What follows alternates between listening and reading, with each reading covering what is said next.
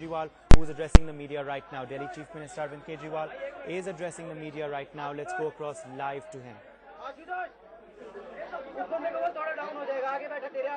आगे कोर्ट में आ रहा डाउन करो इसको मैडम बोले डाउन हो मिस्टर एन दिलीप कुमार हमारे देश के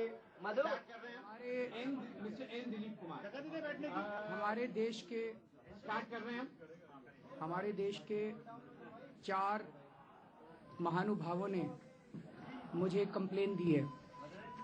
ये 4 लोग हैं mister TSR Subramaniam, who is the former cabinet secretary of India। दूसरे हैं mister ES Sharma, expenditure secretary of India. तीसरे हैं एडमिरल ताहिलियानी, जो फॉर्मर नेवी चीफ हैं। और चौथी हैं कामिनी जायसवाल, जो कि हमारे देश की बहुत बड़ी वकील हैं। इन चारों ने मिलके एक दिल्ली सरकार को कंप्लेन दी है और उस कंप्लेन में उन्होंने आरोप लगाया है कि रिलायंस इंडस्ट्रीज लिमिटेड को हमारे देश के गैस के कुछ कुएं दिए गए थे। उन्होंने अपनी कंप्लेंट में एक कॉस्ट शीट अटैच की है, जो कि रिलायंस की तरफ से ही है, जो ये दिखाता है कि उस कुएं से गैस निकालने की कॉस्ट $1 पर यूनिट से भी कम है। जब ये कॉन्ट्रैक्ट साइन किया गया था अर्ली 2000 में, तो उस टाइम 17 साल का कॉन्ट्रैक्ट NTPC के साथ हुआ था कि ये उनको लगभग $2.3 पर यूनिट पे गैस देंगे 17 साल के लिए। लेकिन थोड़े दिन में नीयत पलट गई और कुछ मंत्रियों के साथ मिलकर इन्होंने उसका दाम $4 पर यूनिट से ज्यादा का करवा लिया। लेकिन लालच अभी खत्म नहीं हुआ, ऐसा इस कंप्लेंट में आरोप लगाया गया है। $4 करवाने के बावजूद उन्होंने अपने गैस के कुएं से गैस बहुत कम बनाई ताकि वो सरकार को ब्लैकमेल कर सकें। उन्हें 80 मिलियन यूनिट्स गैस बनानी थी, जबकि उन्होंने 18% से भी कम प्रोडक्शन की, जिससे देश के अंदर एक आर्टिफिशियल शॉर्टेज हुई, जिसकी वजह से गैस इंपोर्ट करनी पड़ी और जिसकी वजह से देश के अंदर बहुत महंगाई हुई। जब उसमें भी उनका लालच पूरा नहीं हुआ, तो इस कंप्लेंट में आरोप लगाया गया है कि केंद्र सरकार के कुछ मंत्रियों के साथ मिलकर उन्होंने ऑर्डर पास करवाया कि अभी आने वाली 1 अप्रैल 2014 से गैस का दाम डबल कर दिया जाएगा, यानी कि $8 प्रति यूनिट कर दिया जाएगा 1 अप्रैल से।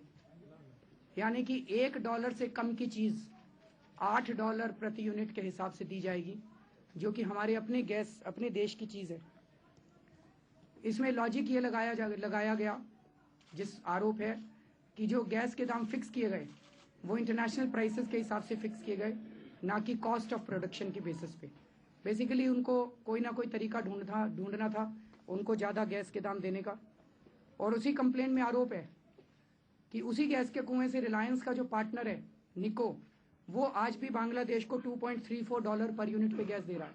तो हम अपने ही कुएं से हमारे देश $8 पे गैस ले और बांग्लादेश उसी कुएं से $2.34 पे गैस ले। 1 अप्रैल से अगर ये गैस के दाम $8 हो जाते हैं तो देश के अंदर जनता में त्राही मच जाएगी, बहुत जबरदस्त महंगाई हो जाएगी, जनता का जीना दूभर हो जाएगा। सबसे पहले तो CNG बहुत महंगी होगी। CNG मतलब एकदम से गैस के दाम डबल हो रहे हैं तो CNG लगभग जाके डबल पड़ेगी। CNG अगर बढ़ गई तो नेचुरली ट्रांसपोर्ट के दाम बढ़ेंगे।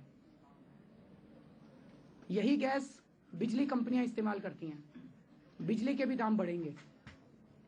इसी गैस से खाद बनती है, फर्टिलाइजर बनते हैं, फर्टिलाइजर बहुत महंगे होंगे और फर्टिलाइजर महंगे हो गए तो खाने की सारी चीजें, गेहूं, चावल, सब्जियां, सब कुछ महंगा होगा। तो एक तरह से 1 अप्रैल से अगर ये $8 गैस हो जाती है तो इसका आप पूरी इकोनॉमी में कितना बड़ा डिस्टेबलाइजिंग इफेक्ट होगा इसका आप अंदाजा लगा सकते हैं। इसी कंप्लेंट में आरोप लगाया गया है कि इससे 54,000 करोड़ रुपए प्रति एनम रिलायंस को फायदा होगा और देश को घाटा होगा। इन्हीं कुओं की कुछ सालों की सीएजी ने ऑडिट की थी।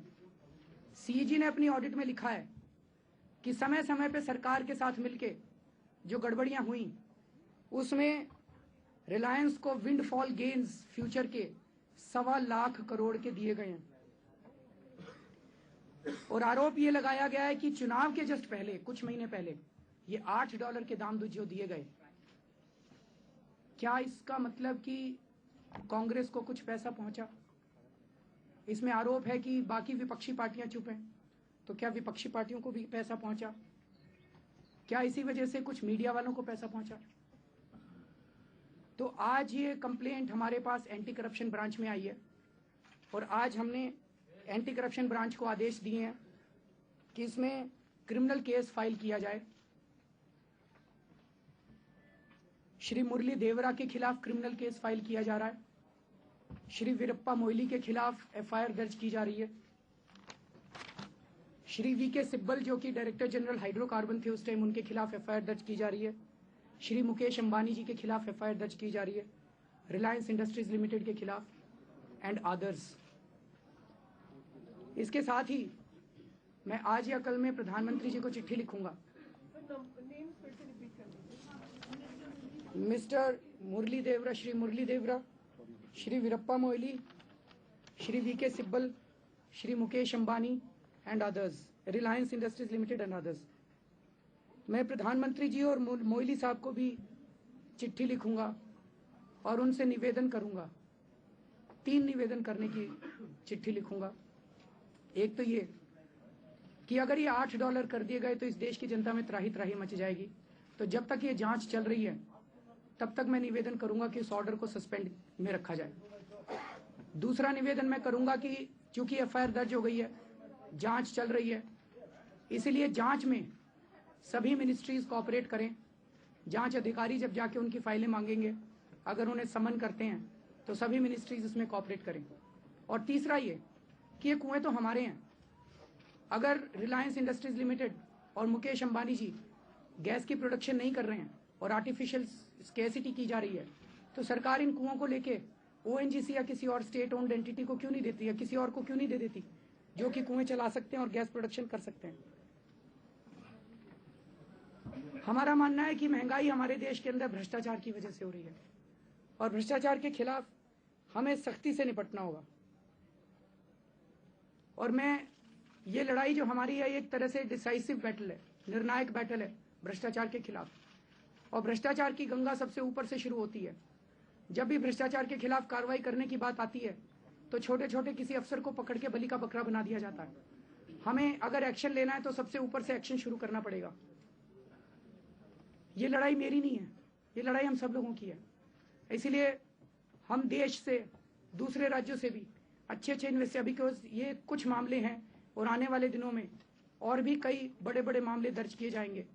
तो हम चाहते हैं कि बहुत अच्छे ईमानदार ऑफिसर्स की इन्वेस्टिगेटिव टीम्स भी तैयार की जाएं दिल्ली के अंदर। हम दिल्ली के एंटी करप्शन ब्रांच में और नई पोस्ट्स क्रिएट कर रहे हैं और मैं चाहता हूं कि देश के अंदर जितने अच्छे इन्वेस्टिगेटिव और पुलिस ऑफिसर्स हैं दूसरे राज्यों में काम कर रहे हैं, अगर वो हमारे साथ काम करना चाहते हैं तो वो भी मुझे लिखें। हम उनकी सरकारों से बात करके उनको दिल्ली बुलाने की कोशिश करेंगे। मैं लेफ्टिनेंट गवर्नर साहब से भी अपील करूंगा, उनकी हमेशा सपोर्ट रही है हमारे हर काम में। मैं उनसे निवेदन करूंगा कि और भी हमें ऑफिसर्स की ज़रूरत है, उन ऑफिसर्स को भी भेजें। Central board of direct taxes से मैंने कुछ ऑफिसर्स मांगे थे, बिकॉज ये सारे रेवेन्यू के मैटर्स हैं, इकोनॉमिक ऑफेंसेस हैं, तो उन्होंने अभी तक उस पर वो नहीं किया है। मैं उनसे निवेदन करूंगा कि आज शाम तक उन ऑफिसर्स को रिलीव कर दें जिन ऑफिसर्स की हमने मांग की है। हम ये जानते हैं कि देश में कुछ टीवी चैनल ऐसे हैं जिन पे मुकेश अंबानी जी का डायरेक्ट पैसा लगा हुआ है, उनकी मजबूरी है। हम ये भी जानते हैं 1-2 मीडिया हाउसेज ऐसे हैं जिनके मालिकों के अपने गैस के कुएं हैं, उनकी भी मजबूरी है। आने वाले दिनों में वो हमारे खिलाफ भी दिखाएंगे या हो सकता है हमें ब्लैकआउट कर दें। लेकिन जिनके अंदर मुकेश अंबानी जी का पैसा नहीं लगा हुआ और जिनके अपने गैस के कुएं नहीं हैं, उनसे हम निवेदन करेंगे कि वो जनता के साथ खड़े हो जाएं। ये लड़ाई फिर से मैं कह रहा हूँ मेरी नहीं है, आप सब लोगों की है, इस देश के लोगों की है, और हम सब लोगों को मिलकर लड़ना है। बहुत बहुत शुक्रिया। Have the FIRs already been lodged, and when were they lodged? That is my question. And what are the cases? I have briefly told you the cases. Since investigation is on, I have directed the anti-corruption branch. FIRs are being launched right now. It's going on. They are being launched right now. सरकार हर चीज के लिए उपराज्यपाल पर निर्भर रहती है। इस तरह की खबरें हैं कि उपराज्यपाल भी रिलायंस में काम कर चुके हैं, उन्होंने लंबा कैरियर उसमें रिलायंस के साथ बिताया। क्या आपका निष्पक्ष जांच होगी? आप कह रहे हैं कि दिल्ली के उपराज्यपाल रिलायंस में काम कर चुके हैं? इस तरह की खबरें आई थी कि वो लंबे समय से लंदन में भी रहे और दिल्ली में जामिया मिलिया के इस्लामिया के चांसलर बनने से पहले भी वो रिलायंस के साथ जुड़े रहे थे। अच्छा, मुझे इसका आइडिया नहीं है।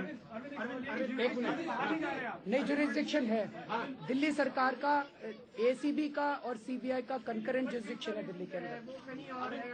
Thank you so much.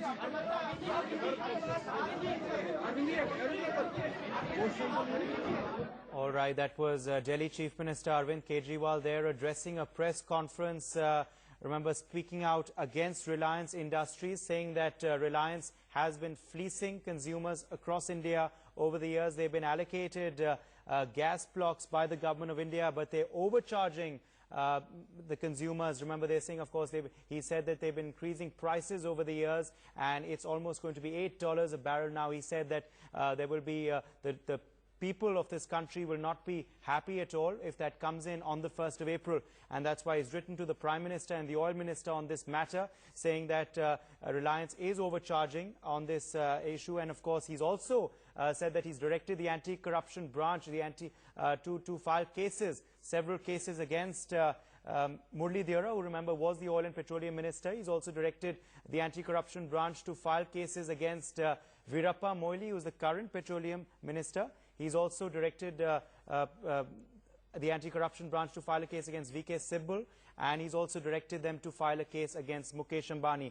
So that's the big news coming out right now from Arvind Kejriwal's press conference. He has hit out at Reliance Industries and charged them with fleecing and overcharging consumers. Okay, well,